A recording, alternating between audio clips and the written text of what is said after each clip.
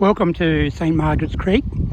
So we're just going to drive up to the main house area and we'll start our virtual tour and inspection of pastures, landscape, grazing management, and look at some of the vegetation, including these trees here and those over in the distance there.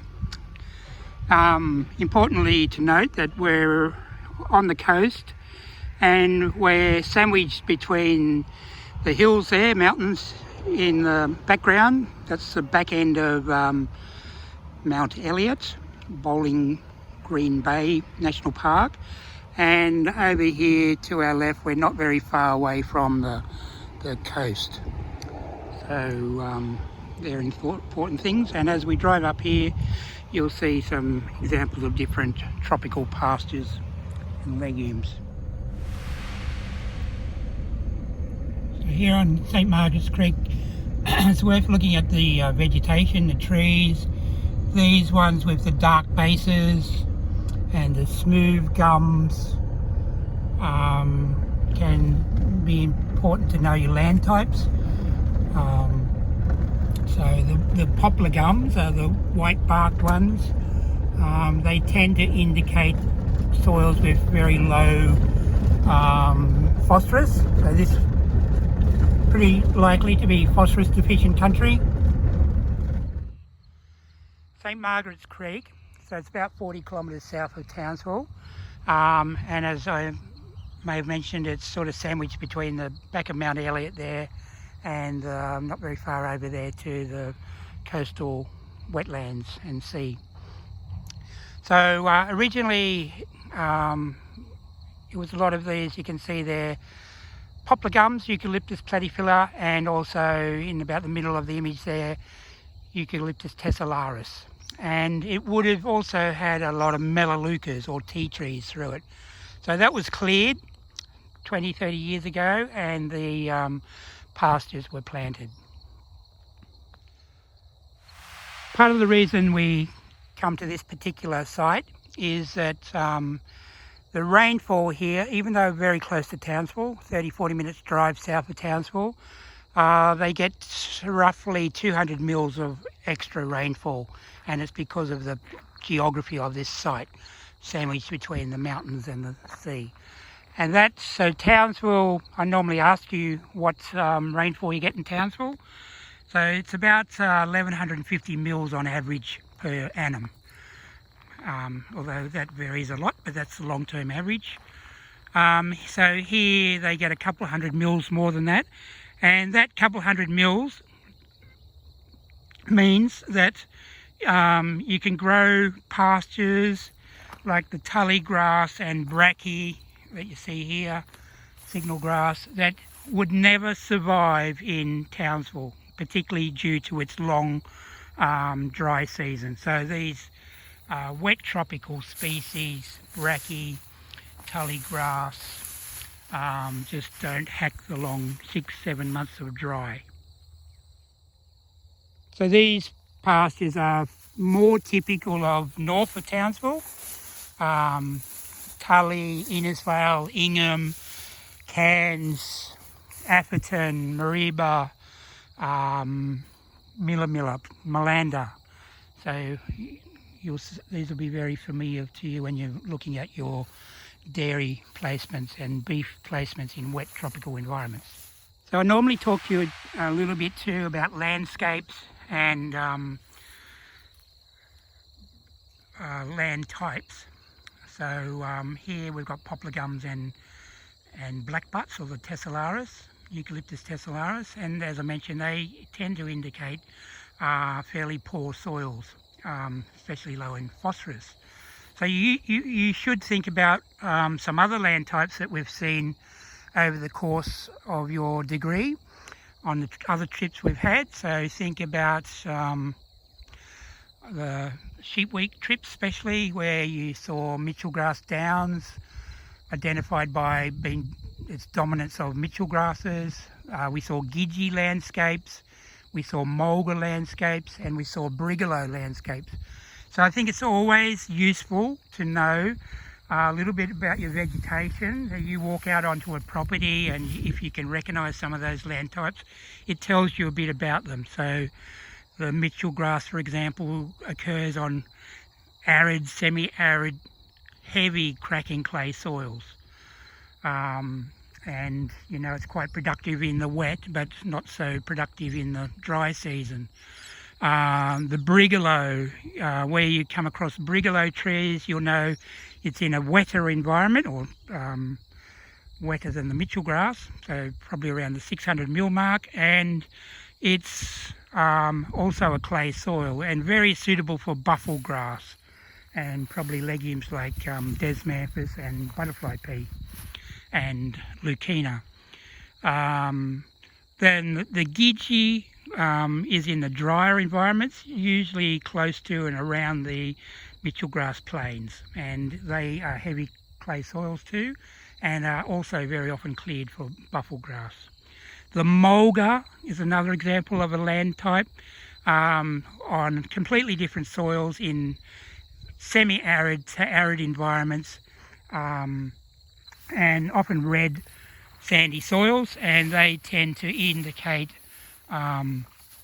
very arid and acid soils, pretty poor grazing. But mulga is important, of course, as a potential drought fodder.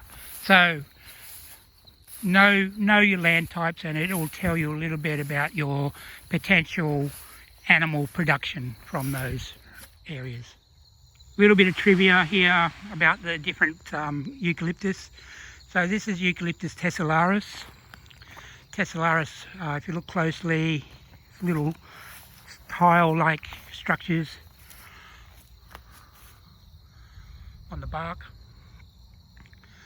and the smooth barks of the poplar gums are quite different, and their adaptations, they think, to fire. So we've seen a lot about fires this year in southern Australia particularly, and they're often described as canopy fires. So the fires run through the top of the trees, and because of the volatile oils in the eucalyptus, they actually explode, sometimes in front of the fire front. Here in northern Australia, when you look at even Mount Stewart behind the uni, we often see fires going through the hills like over there, but they're not canopy fires, they're ground fires. So northern Australia has grass or ground fires, not canopy fires normally, and the vegetation here is quite well adapted to that.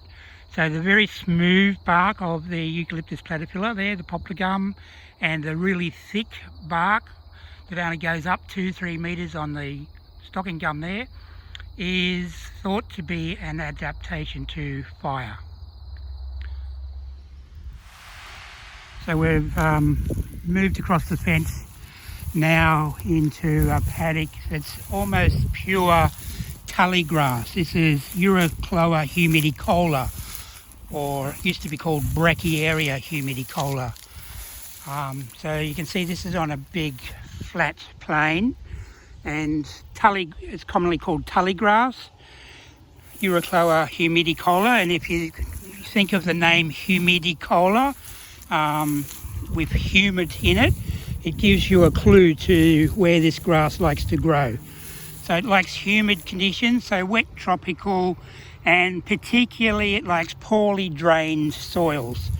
So not waterlogged, not freely drained, but somewhere in between, where it's very often quite moist underfoot.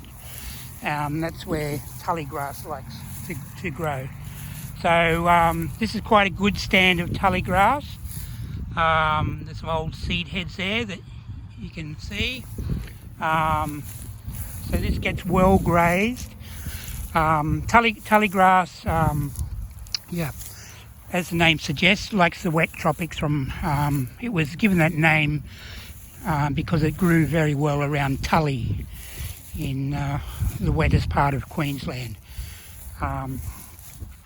So it's stoloniferous Urocloa or Brachiaria grass, can grow very densely, very competitive. However, it's not fantastically nutritious. It responds to good fertility and particularly nitrogen or urea applied to it.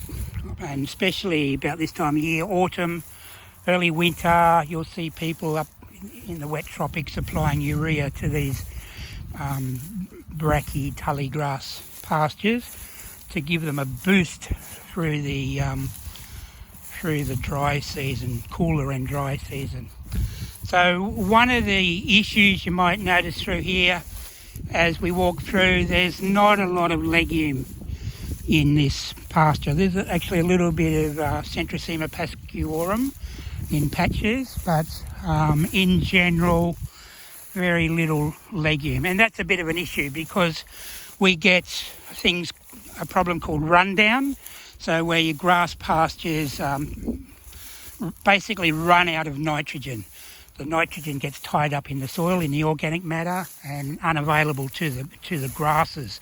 So over time the quality of the grass declines or runs down. So good thing to think about. What would you do if you were out in this paddock and the owner comes and asks you, I'm not getting much production from this tully grass paddock, what should I do? So there's a few things you could do. You could apply fertiliser, nitrogen, which is expensive and needs to be applied regularly. You could, and particularly with buffalo grass down in central Queensland, it's a common practice to renovate. So they bring in big ploughs, blade ploughs, savannah or one-way ploughs, plough up their buffalo, and that remineralises the nitrogen and invigorates the buffalo grass again. So you could do that here too, but that's something that also needs to be done every few years to keep the nitrogen available. The other obvious thing to do here would be to try and get some legumes into it. And then, of course, the question is, what legumes? So, So thinking about the legumes for this tully grass and how to get them in is a good problem too, because this is so vigorous and fairly dense stand. It's a monoculture of tully grass.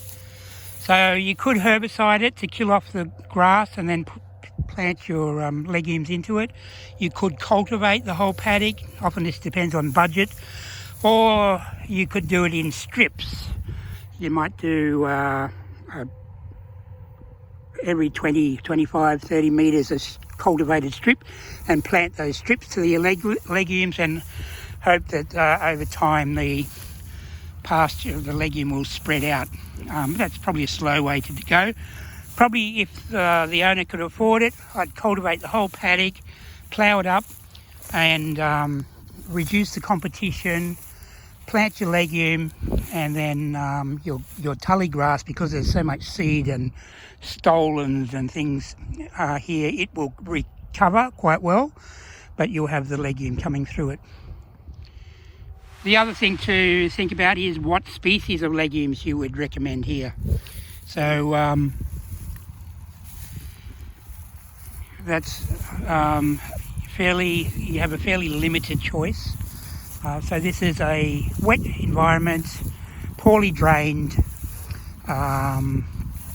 very competitive grass. You're probably only looking at one or two possible species. So we'll see also today some pinto peanut. Pinto peanut is a forage peanut, and it's been shown to be well adapted to this sort of environment. It can handle the competition and the wet environment. We'll have a bit more of a look at that in a minute too. You might think of some other legumes, but you need to consider how they handle these conditions. On other trips I've had, people have said, what about Lucina? Lucina doesn't like waterlogged conditions or very wet feet. So this is pretty damp for many months of the year. That would just die out. Desmanthus is not suited. It's an acid soil, also the waterlogging. and probably would struggle with the competition of the tully grass, although there might be one particular variety that might be worth trying. Gliricidia as a shrub legume I think would be worth trying. It's more adaptable than Leucaena, but pinto peanut would be the most obvious best bet.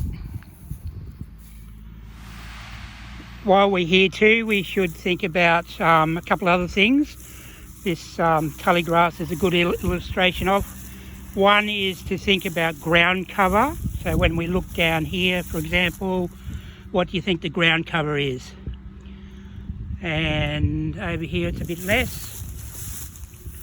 But in general, this paddock has very good ground cover. It's probably in the order of 70 to 80% ground cover. And you may remember that in the tropics, a good number to remember is we always need or aim to have at least 40% ground cover. So 40% ground cover, it's been shown that with that amount of cover you don't get a lot of erosion or nutrients runoffs, and when it does rain that cover helps absorb the water and you get good rain infiltration. So we're going to talk about Urocloas a little bit. This is Sabi grass, Urocloa mozambiquensis, and it's more common in environments like Townsville, Charters Towers. You can see here it's quite a leafy grass, quite productive, not well known for the wet tropics, but there's a little bit here growing on a bank just to illustrate it. So it's a fantastic grass in the wet dry tropics. The key thing is that it's not very productive in the dry season in North Queensland, but it doesn't die, and when it does rain in the wet season it comes away really beautifully.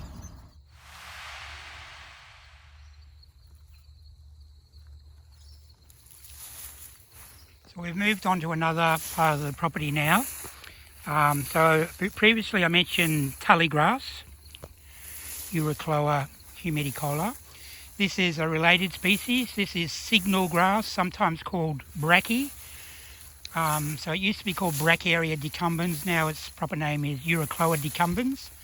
And it's a wet tropical grass, similar to tully, except for it likes well-drained soils. So where we are just here, we're actually not far from St. Margaret's Creek itself, on a little bit of a rise, and also you'd know that around creeks and rivers the soils are alluvial, so fairly equal parts of sand, silt and clay. That means that this is better drained than where we were before over in the tully grass, over that way. It's not very far away, but there's subtle differences in soil type and drainage. So signal grass or bracky is very common in the wet tropics, probably more common than tully grass. It's probably this and Soteria are probably the main grasses growing up on the Atherton tablelands for the dairy industry and also beef. So like tully, it's very good, well adapted to the wet tropics, grows like steam in the wet, humid conditions, and is very, very competitive. And you can also see here it produces a lot of litter under the green material, and I've seen examples of photosensitization in cattle where they've probably accidentally ingested spores of fungi from the litter in the wet season, and gets liver toxins and steers developing photosensitization. Also seeing the same thing happen with sheep and goats. But, and there's not much you can do about that apart from get your animals off the bracky and put them in shade and change their diet. So it's a very, very productive grass, also likes a lot of good nutrition, and these days people can put nitrogen fertiliser on too, as I mentioned before with the tully grass, or they probably better and what is happening a lot is the use of pinto peanut legume. Continuing the story about Eurocloas, this is the next one to talk about. This is paragrass. Paragrass is Eurocloa mutica. It likes to grow in either high rainfall or waterlogged conditions. So this is the main species that's used in ponded pastures. So growing in man-made large ponds. It's very, very productive, stays green well into the dry season, and you can produce good beef of it. So it likes to grow in shallow ponds. They say up to about 60 centimetres deep, and then if deeper than that, that's where the hymenacne comes into play. So I've been using the Eurocloa genus as an illustration of how one genus, the species within that genus, can fit various climatic soil niches. So just to summarise, we firstly talked about and saw sabi grass, Eurocloa mozambiquensis. It loves the dry tropics, wet season followed by long dry season. It's perfectly adapted to that situation. So very common around Townsville, North Queensland, inland a little bit. Super well adapted, grows well in the wet season and doesn't die, but survives the dry season, ready to go again. Then we have this one, tully grass, likes high rainfall, so the wet tropics, and loves to grow in moist soils, not waterlogged, but pretty damp underfoot for most of the year. And then we have this is signal grass or bracky, and it's similar to tully grass. So this is Eurocloa decumbens or Brachyarea decumbens, and loves high rainfall, wet tropics, but good drainage. So that's the one we saw growing with the pinto on the alluvial soil. So, and you'll see it up around Malanda, especially tablelands, growing on those rolling red soils with good drainage. And then the fourth one is, of course, the paragrass that we just spoke about. Loves to grow in waterlogged conditions. So pinto peanut is a very valuable tropical legume. It likes the wet tropics. It comes from Brazil, like most peanuts. Typically they have 4 leaflets, like you can see on here. Just about all peanuts have 4 leaflets. They are fairly prostrate plants growing along the ground with stolons, so runners along the ground which root down. And of course you probably know that peanuts flower above ground, and they send, after it's pollinated, that flowering shoot down into the ground, and the fruit or the peanut develops underground. So you can see this is a typical peanut flower here, Fabaceae, typical Fabaceae flower, and you can see the peanuts sending out those runners, and they're sort of running under and between the brachy. So it's a very valuable legume in these wet tropical pastures. It has very similar nutritive values as to lucerne, and so it's high protein, high energy, and very importantly, it's able to withstand grazing, and it's compatible with the brachy. It also tolerates shade, which is another thing which helps it survive in these conditions. So most of its time it's in shade, as you can see there under the grass. So they say the palatability of brachy and the pinto peanut is quite similar, and that's a good thing. Helps helps both be sustainable. So just here in this paddock, this is really actually a beautiful example of a grass legume pasture. So the legumes in a good percentage of the pasture, probably 30-40% of the pasture, and it's providing the very much needed nitrogen to the grasses to keep them productive, and also to the peanut themselves to make them very rich in nitrogen and proteins. We should mention too a little bit about phases of growth. So we're in the bracky or signal grass here again, and there's some green seed heads around, and the plants are still very vegetative, green leaf, but just starting to send up seed heads and flowering. So we would say they're in stage 3. So when that goes mature, seeds dropping off, that'd be in stage 4, and that usually indicates a decline in nutritive value. They get more fibre, more lignin, and digestibility and protein, energy all drops. So this pasture is in, for example here, I'd call that stage 2, and some of it's just coming, like just here, into phase 3. So it's a beautiful time to be grazing and making use of it when it's really vegetative like this. When it's very young in phase 1, it's also probably the most nutritious time, but it's also vulnerable to overgrazing.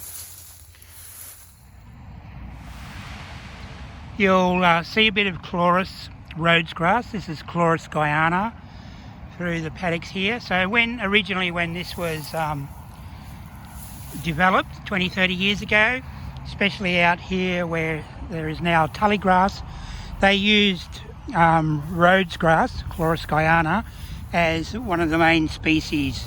But over time, Rhodes grass tends to fade away, and it's been taken over by the tully grass. So originally, it's very useful in this sort of environment to use Rhodes grass. It's because it germinates really well, and you get really quick ground cover, and you get some feed. And planted with it often is things like the tully grass, which is much slower to establish. So over time, the tully becomes more dominant over the Rhodes. Rhodes grass is a good tropical pasture grass, short-lived perennial though, and it's probably best known places like up on the Atherton tablelands for hay production. So it responds really well to good growing environments, nutrients, nitrogen and water, temperature, and you can bale it a couple of times a year. Another example here of a bit better stand of Rhodes grass, Chloris guyana.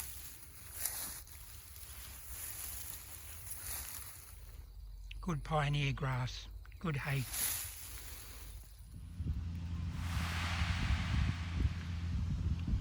This paddock here, or part of this paddock here, is Pangola grass.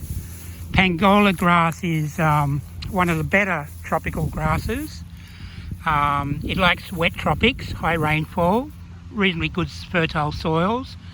It's good because it's very leafy compared to many of our other tropical grasses. When you think of this sort of leaf compared to especially some of our native things, speargrass, etc., very leafy. It's more like a temperate species than a tropical. But there are problems with Pangola grass. The main one being is that even though you can see some seed heads on some of these,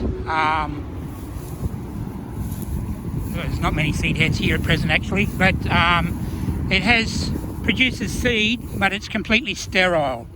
So that means that Pangola grass needs to be propagated by vegetative means.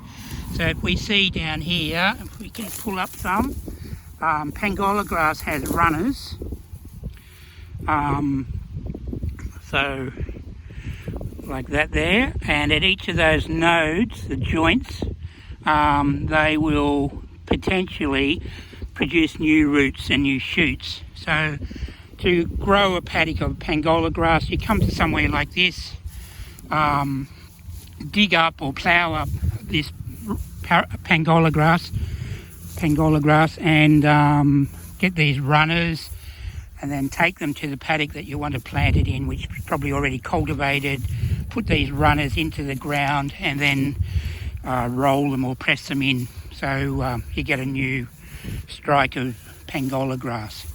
So yeah, just to say again, it's very leafy. It has a great leaf to stem ratio, but is a wet tropical grass. We don't see a lot of it because of that problem of sterile seeds and the labour required to plant vegetatively. So you need a whole lot of backpackers or kids to plant. Otherwise, if you've got a small area, it's very useful tropical grass. It's good quality.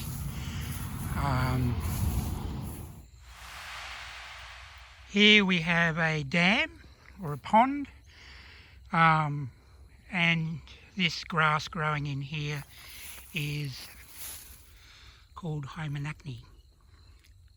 So it's a very high producing, high dry matter species that grows in water. So, and it's used in farming systems called ponded pastures. Hymenacne is a South American grass, so it's introduced from South America, and it was introduced really for use in the ponded pasture grazing system. So mostly we use paragrass, Urocloa mutica. Paragrass likes to grow in shallow water, shallow ponds, whereas Hymenacne will grow in deeper water. So when they were developing the ponded pasture system, it was useful, they thought, to grow both paragrass and Hymenacne in the same pond. So Hymenacne, you can see it's been grazed around the edge of this dam. However, in recent years it's been found to be quite a weedy species, and it's actually now a declared, I think it's a class 3 weed, perhaps a class 2 weed in Queensland, which means it's illegal to propagate it, to plant it even, but where you have it, like here, that's okay, you can keep it, but you have to make some attempts at stopping it from spreading, for example, across the road or downstream. So the problem with Hymenacne is that these seeds are quite palatable to magpie geese particularly, and you can see it produces a lot of seed, and magpie geese are wetland birds and they migrate from one wetland to another, so they can take these seeds and spread them from North Queensland to the Northern Territory. The other thing about Hymenacne is that it has stolons, and so long stems that can travel sort of parallel along the surface of the water or the soil, and at each of these joints or nodes, potentially they can grow new leaf and or new roots. So if a piece gets broken off like this, it'll float away and potentially grow into a new plant. And downstream from St Margaret's Creek here, there's a wetland, quite an important wetland. It's a Ramsar site, so international bird site wetland. Hymenacne is actually choking out a lot of the native vegetation. So it is a good grazing species, productive, but also a declared weed.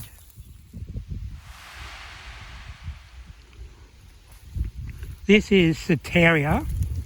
So this is an introduced tropical grass. As you can see here, it's quite erect, and these stalks and seed heads will grow up to 1.8, 2 metres tall. So it's a very big, robust grass.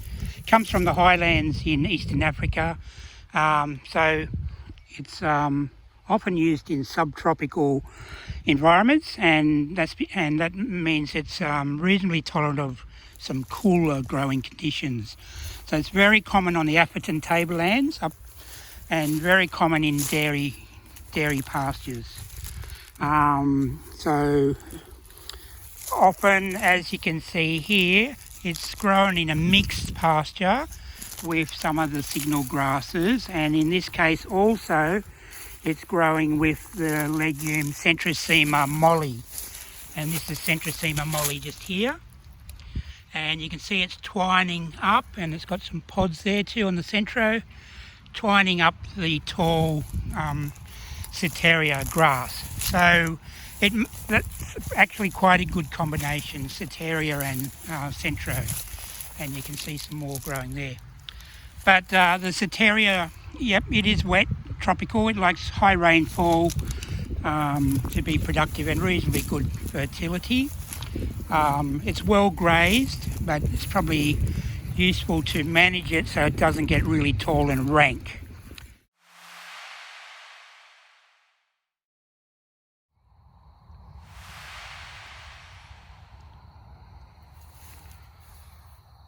One of the issues with Ceteria is that they contain oxalates, and when you have a monoculture of Ceteria, particularly with horses, that can be a problem. So it's good to avoid a monoculture. So here it's not a monoculture, it's a mixture of various legumes, forbs and the brachy pastures. But if this was all Ceteria or all bufflegrass, then you'd be worried about your horses, and you'd have to supplementary feed them calcium and phosphorus to avoid your oxalate problems and big head. The other thing to say about the Ceteria, it does look a little bit like bufflegrass, the seed heads, but bufflegrass never grows this tall. So this is about 1.8 metres tall. Bufflegrass doesn't grow in an environment like this, so if you're ever concerned about it, think about where you are. So buffle grows on semi-arid environments. It's typically around knee height. There is one variety that will grow a bit taller, waist high, very seldomly like this tall, and not in the wet tropics. There's a few weeds through the pastures here, not many, but this is senna, and potentially toxic, or commonly called sickle pod. Here we've got some bit of a problematic grass. This is rat's tail, or giant rat's tail grass, commonly called GRT, giant rat's tail grass. Has these seed heads that look a bit like a rat's tail, and they have lots and lots of very fine seeds. So they spread potentially quite easily. So rat's tail belong to the Spirobolus family. They're very coarse, tough, unpalatable. So you can see these are the grasses around them have been grazed, but the rat's tail grass, or GRT, is not grazed. So these are a declared weed, and would be a good idea to spot spray these to try and get rid of them. Sometimes some innovative farmers have developed a wick wiper that they apply herbicide to. They graze their paddock down hard, so your good grasses like your brachy and Ceterias here are down low, and your ungrazed rat's tail grasses up here. Yeah, you can drive along with the tractor or quad bike with a wick on the front of it with the herbicide, and it wipes the herbicide over the rat's tail without touching the good pastures below it. That's quite a good technique for getting control of rat's tail grass. To touch more about weeds, so in Queensland we have 3 classes of weeds: class 1, class 2 and class 3 weeds. So class 1s are the worst ones, and they include things like mesquite, mimosa pigra, Siam weed. They're mostly things that we don't have in Queensland and don't want. Class 2, you can see here, there's things like bellyache bush, Chinese apple, hymenacne that we've seen, Parthenium, prickly acacia, and some of your class 3 are more commonly often escaped garden plants like African fountain grass, blackberries from down south, lantana, bad here in JC Creeks, Singapore daisy, etc. At this point in time of the field trip, normally I send you across this fence and over into this area here, with the purpose being to try and do a search and collect an example of the 3 legume subfamilies, so Fabaceae, Mimosaceae and Caesalpinaceae. So we'll have a look, see what we can find.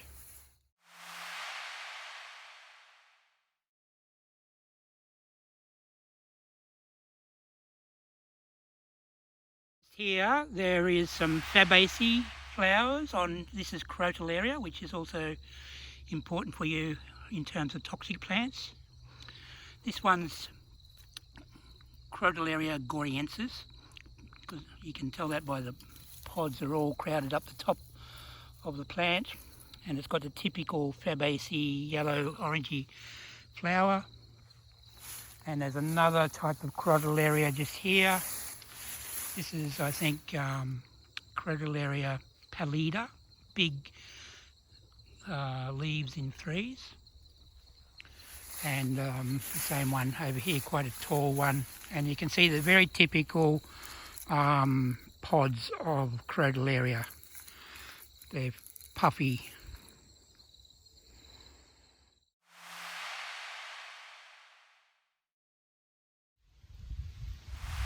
Another legume here. This one hopefully you'll recognise. This is Secca stylo. There is a bit of Secca stylo around here. It's not really the home of stylos, just here. They do like light soils and drier environments, but yep, they pop up like this one occasionally. So Secca is better known for townsville sort of environment, Charters Towers, etc. Grows on light textured soils in semi-arid, 500 to 900 mil rainfall. And on this one, hopefully they're very small, but you can see a very typical classic Fabaceae flower. So these stylos are really valuable across northern Australia, contributing 30 to 60 kilograms of extra live weight in beef per annum to a pasture that has, to a grass pasture that has stylos in it. Another legume here, narrow leaves. This is Centrosema pascuorum. It's another short-lived perennial, but very productive. Its main attribute is that, especially in the Northern Territory, they use it for making hay. It does really well around Katherine and environments like that on red soils with good rainfall. So here it's in amongst the Soteria and Brachy, and it's doing quite well. It would be contributing to the nutrition of the cattle grazing these pastures. It's a Fabaceae flower, which I'll also show you.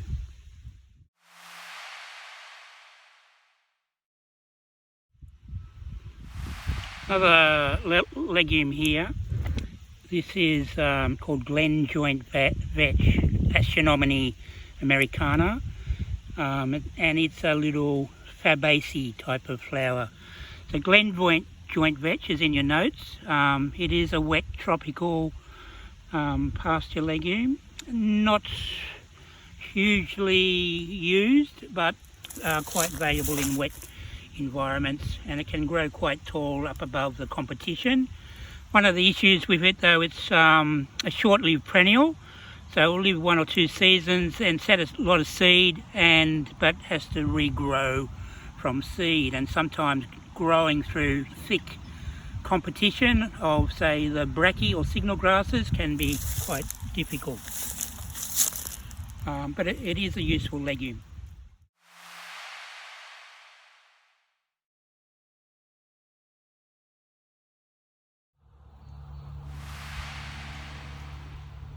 This is a good example of a Mimosaceae legume. This is Mimosa pudica.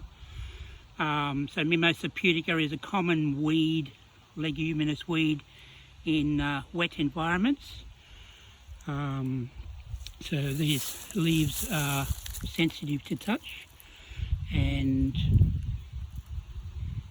you'll see they close up with touch, and that exposes, there's little thorns on the stems, and also it's thought to help with pollination. So when the leaves are all closed up, or at night when the leaves are closed, the flowers are exposed to pollinators. So yeah, Mimosa pudica, it's a legume weed common in wet tropical environments.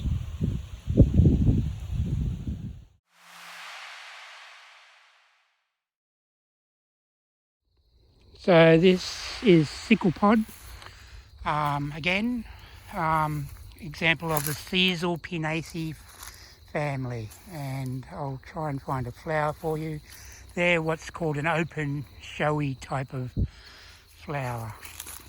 So it's different from the Fabaceae or the Mimosaceae. Little bit of a flower here on the sickle pod, and that's reasonably typical of a Caesalpinaceae, so the third subfamily of the legumes. So it's described as an open, showy, yellow orangey flower. And always of interest are these very big pods up in the trees. So that one there is about 1 metre long, maybe more, and it's called matchbox bean. So it's a native legume, often grows along creek lines like this. It's a bit of a trivia really. It's all through these trees, lots and lots of pods. The seeds eventually come out of those big pods, fall on the ground, and they're very, very hard. And it's called matchbox bean because the early settlers used to hollow them out and use them for storing matches. Also they're called Bernie beans.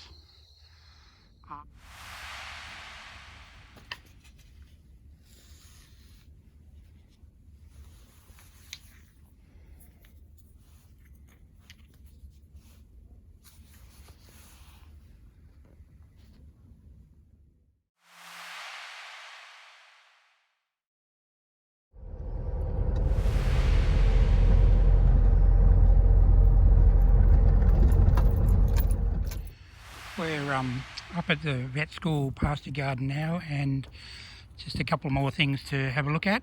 These shrub legumes especially. This is Leucaena leucocephala.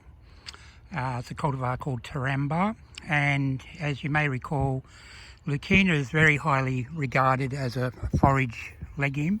Very high palatability, high protein, good digestibility. So lots of good things going for it, and typically cattle, in the literature, they say they gain about 1 kilogram of live weight a day on when Leucaena's about 30% of their diet. So it's mainly grown on clay soils in central Queensland. There's about 200,000 hectares of Leucaena in Australia planted. So it's an important tropical, subtropical legume. There are, however, a number of issues with Leucaena to quickly mention. One is an insect called a psyllid that gets up on these tips, growing points, and it's a bit like an aphid, and it sucks the sap out of it and can do a lot of damage, can even kill the plants.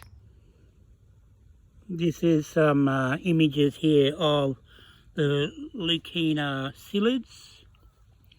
So you can see these little tiny insects here. So they're the ones that suck the sap.